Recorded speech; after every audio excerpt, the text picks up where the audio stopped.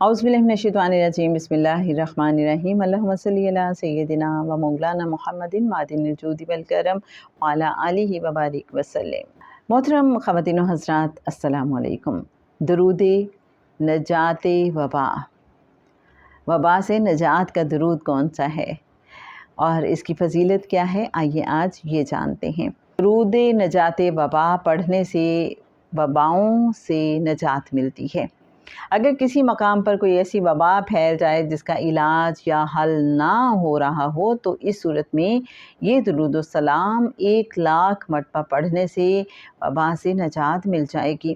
اس درود پاک کے متعلق کہا جاتا ہے کہ ایک دفعہ مولانا شمس الدین رحمۃ اللہ علیہ کے وطن میں ایک وبا پھوٹ پڑی، بہت سی اموات ہو گئیں۔ ایک رات انہیں سرور کائنات نبی کریم صلی اللہ علیہ وآلہ وسلم کی زیارت ہوئی تو مولانا نے حضور نبی کریم صلی اللہ علیہ وآلہ وسلم کی بارگاہ میں عرض کیا، حضور صلی اللہ علیہ وآلہ وسلم، علاقے میں وبا پھیل گئی ہے۔ تو حضور پاک صلی اللہ علیہ وآلہ وسلم نے انہیں یہ درود پاک خواب میں بتایا اور فرمایا اگر کوئی وبا پھیلنے کی صورت میں یہ درود پڑھے گا تو اس کی برکت سے اللہ تعالیٰ اس علاقے کو وبا سے محفوظ کر دے گا۔ چنانچہ مولانا نے یہ درود پاک کثرت سے پڑھا تو اللہ تعالیٰ نے اس علاقے سے وبا کو ختم کر دیا، اسی لیے اسے درود نجات وبا کہا جاتا ہے۔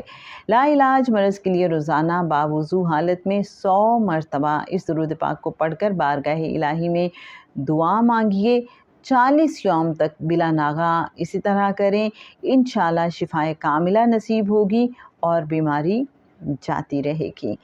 درود نجات وبا کون سا ہے، اس کے الفاظ کیا ہیں، آئیے دیکھتے ہیں۔ بسم اللہ الرحمن الرحیم، اللہم صلی علی سیدنا محمد وعلی آل سیدنا محمد بعدد کل دائم و دوائم و بعدد کل علت و شفاء۔ باحوالہ کتاب خزینہ درود شریف۔